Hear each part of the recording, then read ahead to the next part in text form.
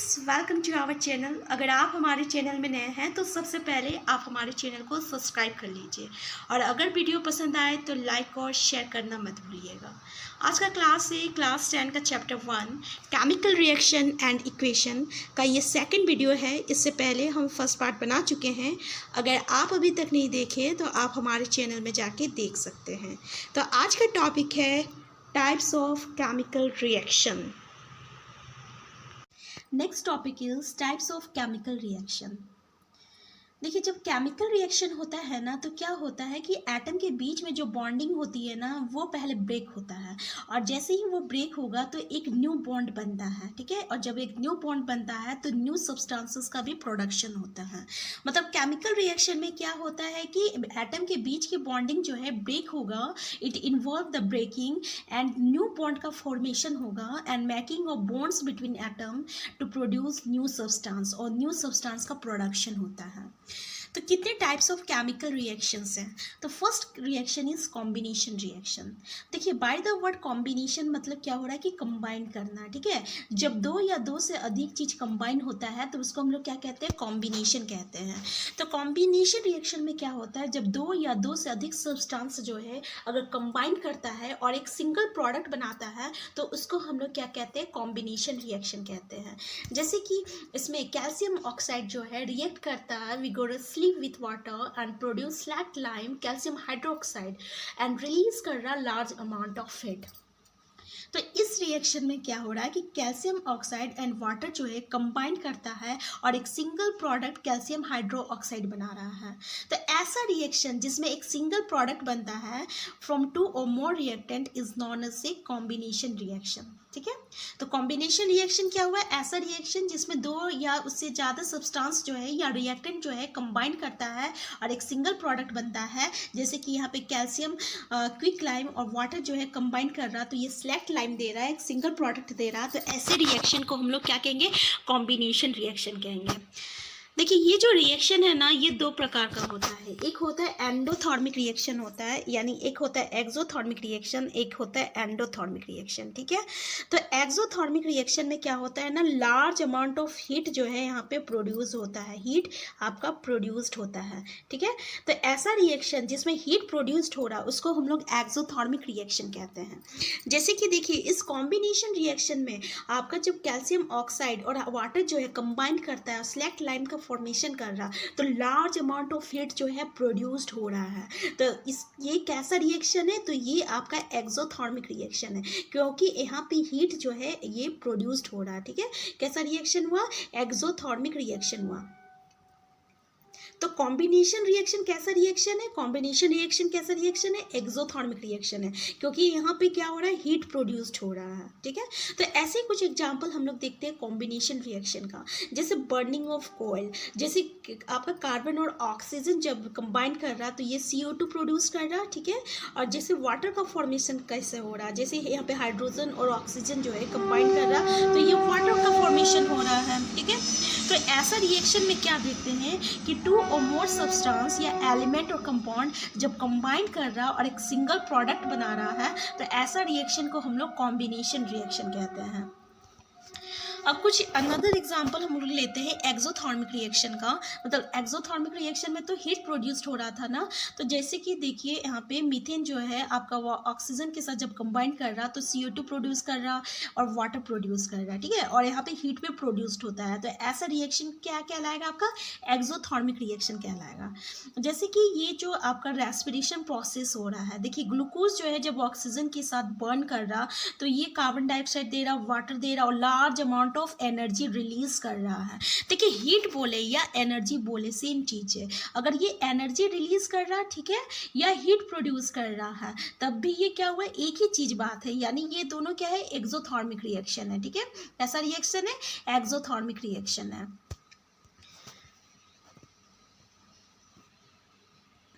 देखिए, decomposition of vegetable matter into compost is also an example of exothermic reaction. Vegetable matter का अगर decomposition हो रहा, compost में ये कन्वर्ट हो रहा, तो ये भी कैसा एग्जांपल है? तो ये एक्सोथर्मिक रिएक्शन है। नेक्स्ट रिएक्शन है आपका डिकम्पोजिशन रिएक्शन। देखिए डिकम्पोजिशन से ही पता चल रहा है डिकम्पोज हो रहा है, मतलब टूट रहा है, ठीक है। तो जब एक सिंगल सब्सटेंस जो है आपका टूटता है, डिकम्पोज होता है, या दो या दो से अधिक सब्सटेंसेस का फॉर्मेशन हो रहा है, तो ऐसे रिएक्शन को हम लोग डिकम्पोजिशन रिएक्शन कहते हैं। जैसे कि यहाँ पे देखिए फेरस सल्फेट में जब हम लोग हीट देंगे, ठीक है, यहाँ पे हीट जो है आपका कंज्यूम हो रहा है, तब ये फेरिक ऑक्साइड दे रहा और SO2 दे रहा और SO3 दे रहा है, सल्फर डाइऑक्साइड दे रहा और सल्फर ट्राइऑक्साइड दे रहा है, ठीक है।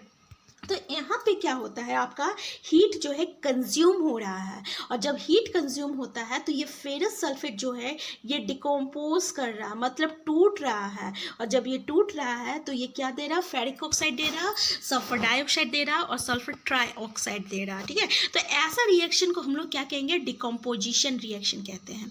क्या कहेंगे, डिकम्पोजिशन रिएक्शन कहते हैं।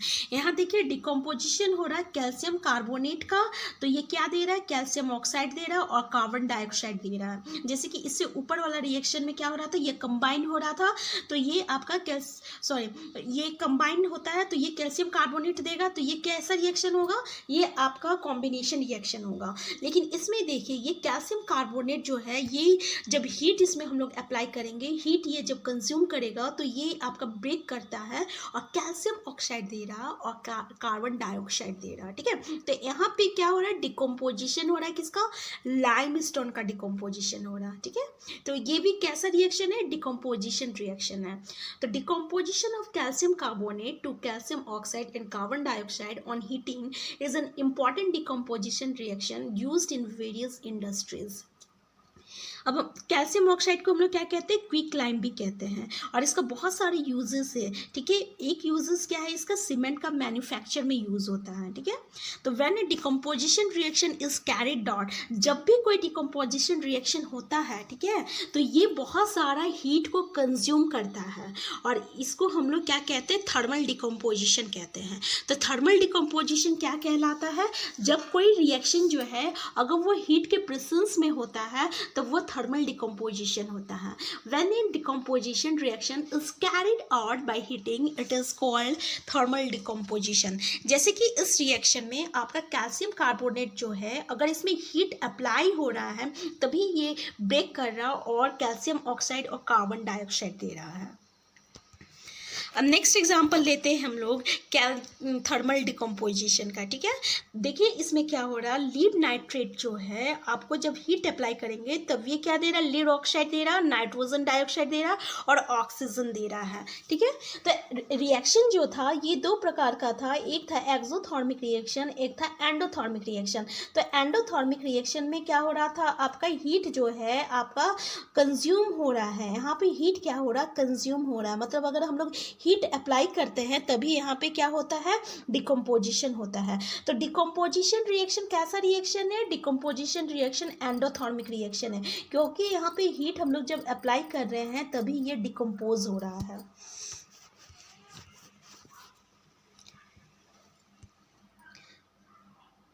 You will see that white silver chloride turns grey in sunlight. This is due to the decomposition of silver chloride into silver and chlorine by light. देखिए ये जो सिल्वर क्लोराइड है, जैसे इसमें लाइट फॉल होता है या लाइट के प्रेजेंस में ये सिल्वर देता है और क्या देता है, क्लोरीन देता है, ठीक है। तो सिल्वर ब्रोमाइड जो है वो भी ऐसे ही वर्क करता है, यानी सिल्वर ब्रोमाइड में भी जब सनलाइट पड़ेगा ये क्या देगा, आपका सिल्वर देगा और ब्रोमीन देगा।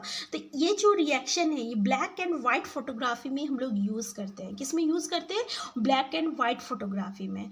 We have seen that decomposition reaction require energy either in the form of heat, light or electricity for breaking down the reactant reactions in which energy is observed is known as endothermic reaction. अब देखिए अब हम लोग जैसे पढ़ चुके हैं कि डिकम्पोजिशन रिएक्शन जो है ये हीट को कंज्यूम करता है, या वो लाइट के फॉर्म में हो या इलेक्ट्रिसिटी के फॉर्म में हो या वो सनलाइट के फॉर्म में हो, तभी ये रिएक्टेंट को ब्रेक करता है, ठीक है। तो ऐसा रिएक्शन में जिसमें एनर्जी कंज्यूम्ड होता है या हीट ऑब्जॉर्ब होता है तो उसको हम लोग एंडोथर्मिक रिएक्शन कहते हैं। Next reaction displacement reaction. अब देखिए डिस्प्लेसमेंट मतलब क्या हो रहा है, डिस्प्लेस करना, मतलब एक जो मोर रिएक्टिव एलिमेंट रहेगा ना वो लेस रिएक्टिव एलिमेंट को क्या करेगा, डिस्प्लेस कर देगा। ठीक है, तो ऐसे रिएक्शन को हम लोग डिस्प्लेसमेंट रिएक्शन कहते हैं। जैसे कि why does the iron nail become brownish in colour and the blue colour of copper sulphate solution fades. जब भी कोई आयरन नेल जो रहता है अगर हम लोग उसमें कॉपर सल्फेट सॉल्यूशन में डालते हैं तो वो क्या हो जाएगा, ब्राउन कलर में आ जाता है। ऐसा क्यों होता है, क्योंकि जब भी आयरन जो है अगर कॉपर सल्फेट में डालते हैं तो ये जो आयरन रहेगा ये क्या करेगा, कॉपर को डिस्प्लेस कर देता है और आयरन सल्फेट बनाता है। तो जिसके कारण ये जो कॉपर सल्फेट का जो कलर था ना वो खत्म हो जाता है। ठीक है, और उसका आयरन का कलर आ जाएगा। ठीक है, और ये कॉपर को क्या करेगा, डिस्प्लेस कर देता है। इसमें ये जो आयरन जो है ना ये कॉपर से, ये जो आयरन जो है ये कॉपर से आपका मोर रिएक्टिव एलिमेंट है। आयरन जो है मोर रिएक्टिव एलिमेंट है देन कॉपर, इसलिए ये कॉपर को इजीली क्या कर रहा है, डिस्प्लेस कर दे रहा है और क्या अपना कंपाउंड बना रहा है आयरन सल्फेट। ठीक है, और कॉपर को क्या किया, डिस्प्लेस कर दिया। तो ऐसा रिएक्शन को हम लोग क्या कहते हैं, डिस्प्लेसमेंट रिएक्शन कहते हैं। तो इस रिएक्शन में क्या हो रहा है, आयरन जो है डिस्प्लेस्ड हो रहा है और रिमूव हो रहा है अनदर एलिमेंट से, यानी कॉपर से। तो फ्रॉम कॉपर सल्फेट सॉल्यूशन, इस रिएक्शन को हम लोग क्या कहेंगे, डिस्प्लेसमेंट रिएक्शन कहते हैं। अनदर एग्जांपल हम लोग लेते हैं डिस्प्लेसमेंट रिएक्शन का, जैसे कि जिंक जो है अगर कॉपर सल्फेट के साथ ये रिएक्ट कर रहा तो ये जिंक सल्फेट बना रहा है, कॉपर बना रहा है। और लीड जो है ये कॉपर क्लोराइड के साथ रिएक्ट कर रहा तो ये लीड क्लोराइड बना रहा और कॉपर रिलीज कर रहा। ठीक है, तो इसमें देखिए ये जो जिंक है और ये लीड जो है ना ये मोर रिएक्टिव है देन कॉपर, इसीलिए ये क्या किया, इजिली इसको डिस्प्लेस कर दिया। क्योंकि हम लोग को पता है कि केमिकल रिएक्टिविटी सीरीज में क्या होता है ना, जो मोर रिएक्टिव एलिमेंट जो है वो क्या करेगा, लेस रिएक्टिव एलिमेंट को डिस्प्लेस कर देता है और वो अपना कंपाउंड बनाता है। ठीक है, तो ऐसा रिएक्शन को हम लोग क्या कहते हैं, डिस्प्लेसमेंट रिएक्शन कहते हैं। Next topic is double displacement reaction. Double displacement reaction को समझने के लिए हम लोग एक एक्टिविटी परफॉर्म करते हैं। Okay, so take about 3 ml of sodium sulfate solution in a test tube. In another test tube, take about 3 ml of barium chloride solution and mix the two solution. First हम लोग एक test tube में क्या करेंगे, 3 ml लेंगे sodium sulphate solution का, और दूसरे टेस्ट ट्यूब में हम लोग 3 ml लेते हैं बेरियम क्लोराइड सॉल्यूशन को। और जब हम लोग आपस में उसको मिक्स करते हैं तब क्या देखते हैं, you will observe that a white substance which is insoluble in water is formed and this insoluble substance formed is known as a precipitate. Any reaction that produces a precipitate can be called a precipitation reaction. तो जब इस हम लोग क्या देखेंगे कि एक white substance बनता है जो कि वाटर के साथ इनसॉल्युबल रहता है। ये जो सोडियम सल्फेट जो है बेरियम क्लोराइड के साथ जैसे ही मिक्स करते हैं इसके साथ ये रिएक्ट करता है और एक इनसॉल्युबल सब्सटेंस बनाता है जिसको हम लोग बेरियम सल्फेट कहते हैं। ठीक है, ये जो रहता है ये वाटर के साथ इनसॉल्युबल रहता है, इसलिए इसको हम लोग क्या कहते हैं, प्रेसिपिटेट कहते हैं। और ऐसा कोई भी रिएक्शन जो कि प्रेसिपिटेट प्रोड्यूस कर रहा है उसको हम लोग प्रेसिपिटेशन रिएक्शन कहते हैं। उसको हम लोग क्या कहते हैं, प्रेसिपिटेशन रिएक्शन कहते हैं। Any reaction that produces a precipitate can be called a precipitation reaction. देखिए इस रिएक्शन में क्या प्रोड्यूस कर रहा है, ये बेरियम सल्फेट जो है ये इनसॉल्युबल है वाटर के साथ जो कि प्रेसिपिटेट है। और ऐसा रिएक्शन जो कि प्रेसिपिटेट प्रोड्यूस कर रहा वैसे रिएक्शन को हम लोग क्या कहते हैं, प्रेसिपिटेशन रिएक्शन कहते हैं। What causes this? The white precipitate of barium sulfate is formed by the reaction of sulfate ion and barium ion. देखिए ये जो बेरियम सल्फेट जो है ना ये सल्फेट आयन और बेरियम आयन के बीच के कारण बन रहा है। ये सल्फेट आयन जो है ये नेगेटिव आयन है और ये पॉजिटिव आयन है। ये दोनों आपस में एक दूसरे के साथ इंटरैक्ट करता है और क्या बनाता है, बेरियम सल्फेट बनाता है। ठीक है, तो इस रिएक्शन में क्या हो रहा है ना, आपका आयंस का एक्सचेंज हो रहा है। क्या हो रहा है, आयंस का एक्सचेंज हो रहा है। तो ऐसा कोई भी रिएक्शन अगर रिएक्टेंट में आयंस का एक्सचेंज होता है तो उसको हम लोग डबल डिस्प्लेसमेंट रिएक्शन कहते हैं। देखिए यहाँ पे रिएक्टेंट के बीच में ना आयन का एक्सचेंज हो रहा है। किस आयन का एक्सचेंज हो रहा है, सल्फेट आयंस का एक्सचेंज हो रहा है और बेरियम आयन का एक्सचेंज हो रहा है। ठीक है, तो ऐसा कोई भी रिएक्शन अगर यहाँ उसमें आयन का एक्सचेंज होता है तो उसको हम लोग क्या कहते हैं, डबल डिस्प्लेसमेंट रिएक्शन कहते हैं। अब यहाँ पे देखिए आपका सोडियम आयन का और क्लोराइड आयन का एक्सचेंज हो रहा रहा तब ये सोडियम क्लोराइड बना रहा है। तो ऐसा रिएक्शन जहाँ पे आयंस का एक्सचेंज होता है तो उसको हम लोग क्या कहते हैं, डबल डिस्प्लेसमेंट रिएक्शन कहते हैं। Such reaction in which there is an exchange of ions between the reactant are called double displacement reaction. Next topic is oxidation and reduction. The surface of copper powder becomes coated with black copper oxide. Why has this black substance formed? देखिए ये जो copper है ना उसके ऊपर के surface में जो है ये ब्लैक कॉपर ऑक्साइड बनता है, ठीक है। तो ऐसा क्यों बनता है, क्योंकि ये जो कॉपर जो है ना जैसे ही ये ऑक्सीजन के कांटेक्ट में आता है तो ये ऑक्सीजन के साथ रिएक्ट करके कॉपर ऑक्साइड बनाता है, ठीक है। क्या बनाता है, कॉपर ऑक्साइड बनाता है। तो ऐसा कोई भी रिएक्शन जहाँ एडिशन होता है ऑक्सीजन को, उस रिएक्शन को हम लोग ऑक्सीडेशन कहते हैं। और ये जो सब्सटेंस है ये ऑक्सीडाइज्ड होता है। क्या होता है, ऑक्सीडाइज्ड होता है। कैसे, क्योंकि ये ऑक्सीजन गेन करता है। अगर कोई भी सब्सटेंस जो है अगर ये गेन करेगा ऑक्सीजन तो ये क्या कहलाएगा, ऑक्सीडाइज कहलाएगा। तो ये जो कॉपर है ये क्या कहला रहा है, ये ऑक्सीडाइज्ड हो रहा है, ठीक है। और इस रिएक्शन को हम लोग क्या कहते हैं, ऑक्सीडेशन रिएक्शन कहते हैं। If hydrogen gas is passed over this heated material, copper oxide, the black coating on the surface turns brown as the reverse reaction take place and copper is obtained.